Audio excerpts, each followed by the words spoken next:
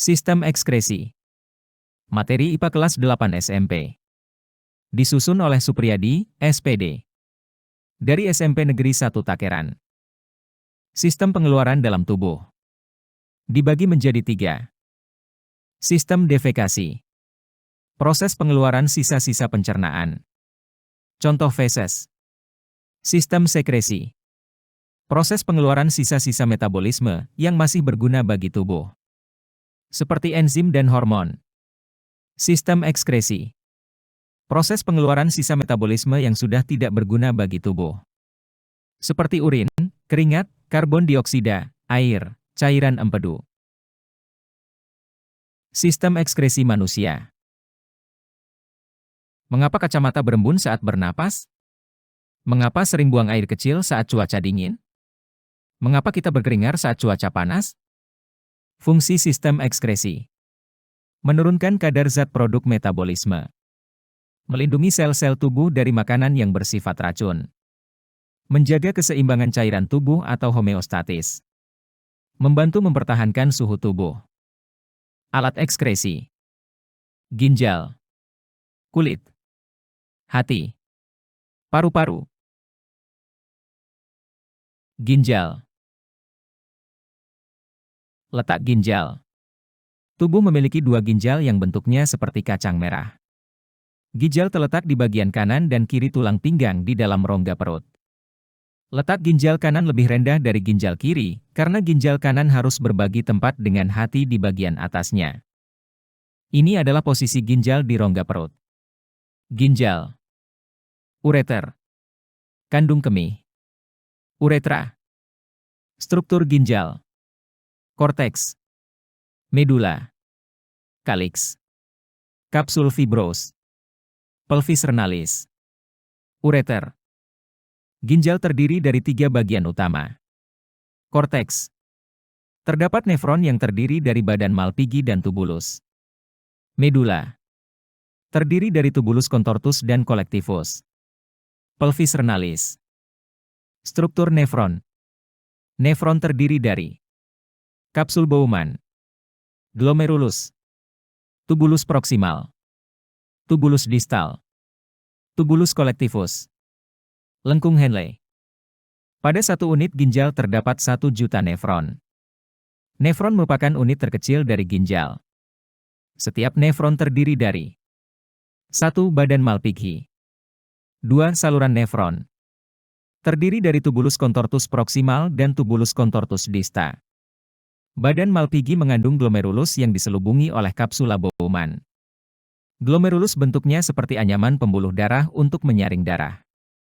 Fungsi ginjal. Menjaga keseimbangan air dalam tubuh. Membuang sisa metabolisme yang bersifat racun. Mengatur kandungan elektrolit. Menjaga tekanan osmosis. Menjaga asam basa cairan darah. Menghasilkan hormon eritropoietin dan kalsitriol. Eritropoietin, EPO, membantu tubuh Anda mempertahankan jumlah sel darah merah, eritrosit, yang sehat. Calcitriol adalah vitamin D bentuk aktif yang digunakan untuk mengatasi sekaligus mencegah terjadinya kekurangan kalsium dan penyakit tulang. Proses pembentukan urin. Urin dibentuk melalui 3 tahap. Filtrasi terjadi di glomerulus. Reabsorpsi terjadi di tubulus proksimal. Augmentasi terjadi di tubulus distal. Hasil ekskresi dikumpulkan di tubulus collectivus. Proses pembentukan urin. 1. Filtrasi penyaringan darah pada glomerulus menghasilkan urin primer yang terdiri dari glukosa, asam amino, air, garam mineral. 2. Reabsorpsi penyerapan. Penyerapan kembali zat-zat yang masih diperlukan seperti air, glukosa, asam amino, ion natrium, kakalium, Ca-kalsium dan Cl-klorin. Menghasilkan urin sekunder. Tempatnya di tubulus proksima. 3. Augmentasi penambahan. Penambahan zat yang sudah tidak berguna lagi, dan menyerap kelebihan air dibantu dengan ADH yaitu hormon antidiuretik, ADH, membantu mengatur jumlah air dalam tubuh Anda. Hormon ini berfungsi untuk mengendalikan jumlah air yang diserap kembali oleh ginjal saat menyaring limbah dari darah Anda.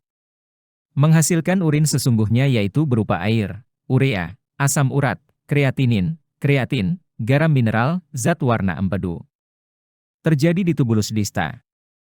Proses pengeluaran urin disebut juhamikturasi.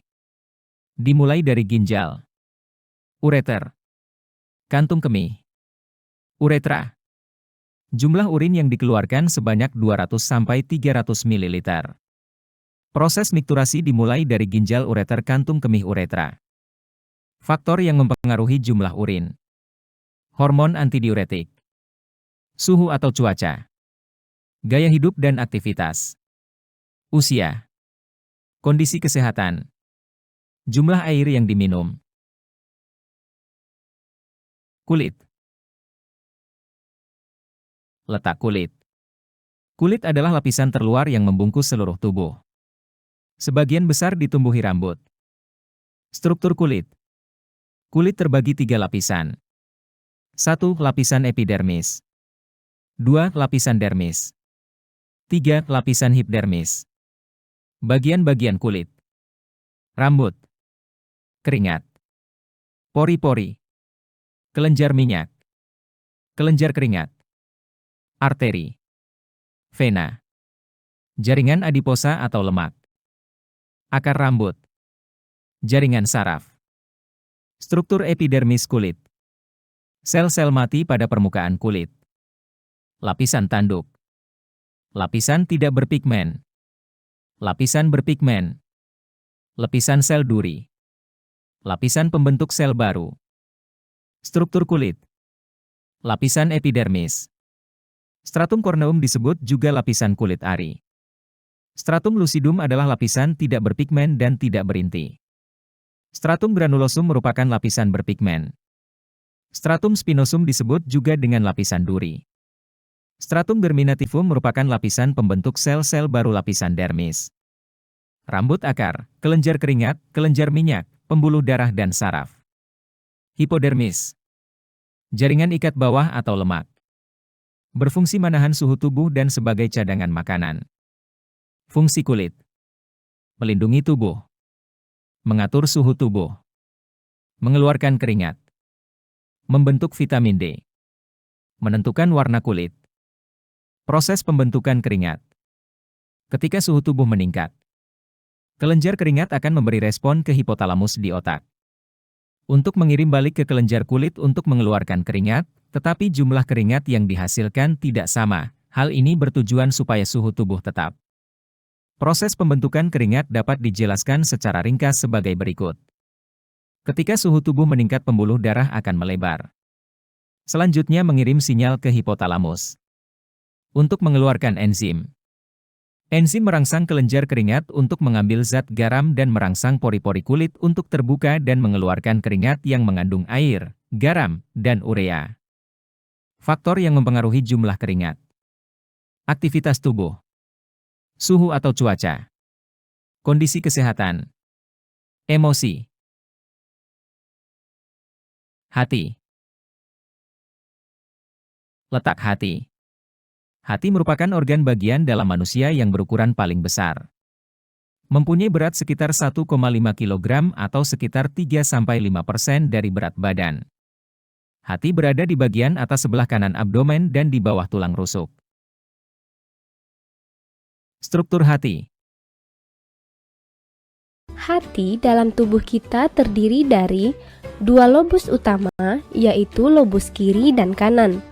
Kemudian, ada kantong empedu pada bagian bawah lobus yang terhubung dengan saluran empedu. Setiap lobus terdiri atas banyak lobulus. Lobulus merupakan unsur terkecil yang menyusun hati.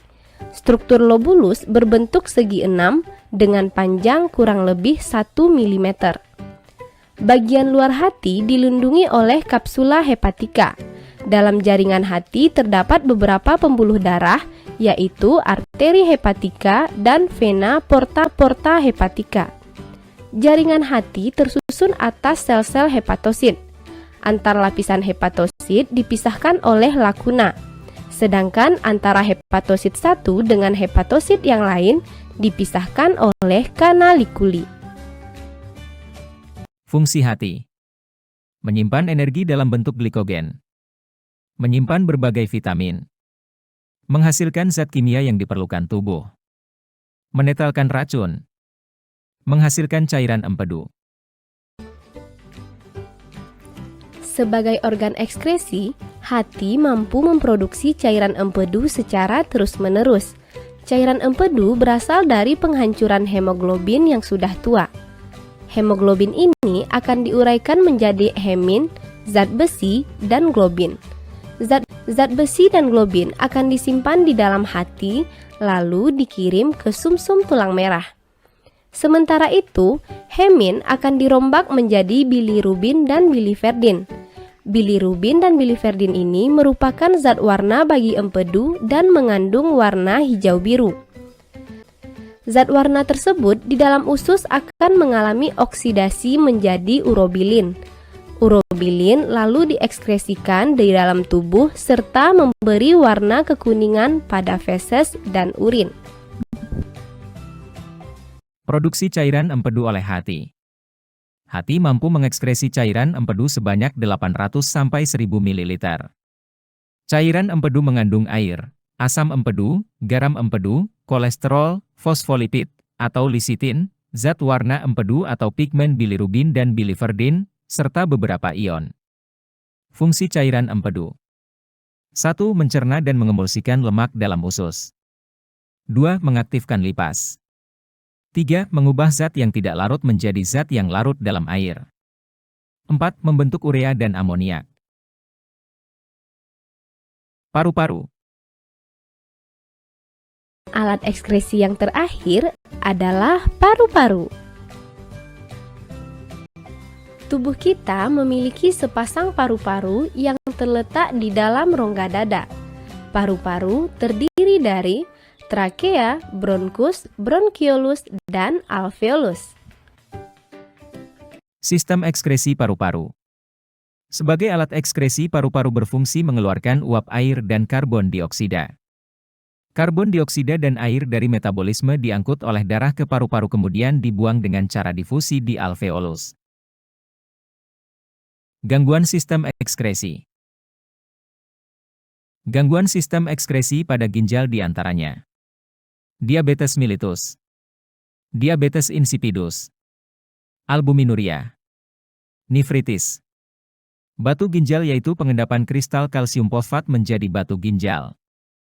Gangguan sistem ekskresi pada kulit. Jerawat yaitu gangguan pada kelenjar keringat. Alergi yaitu infeksi karena bahan atau makanan yang dimakan. Kudis. Gangguan sistem ekskresi pada hati. Contoh. Hepatitis yaitu radang atau pembengkakan pada hati oleh virus. Gangguan sistem ekskresi pada paru-paru. Contoh. Asma yaitu penyempitan saluran pernapasan. Kanker paru-paru. Kanker paru-paru adalah kondisi yang disebabkan oleh berbagai faktor, tetapi faktor utamanya adalah merokok. Hal ini karena di dalam rokok terdapat zat beracun penyebab kanker, karsinogen, yang berisiko mempercepat kerusakan sel pelapis paru-paru. Emfisema. Penyebab penyakit emfisema adalah paparan asap rokok hingga kebiasaan merokok merupakan penyebab emfisema yang paling umum. Selain itu, adanya paparan polusi dalam jangka panjang serta bahaya bahan kimia di lingkungan industri dapat memicu kondisi ini. Terima kasih. Setelah ini silakan kalian mengerjakan latihan soal yang ada di deskripsi dengan cara copy kode dan pastekan di laman address bar internet kalian. Setelah itu tuliskan nama kalian.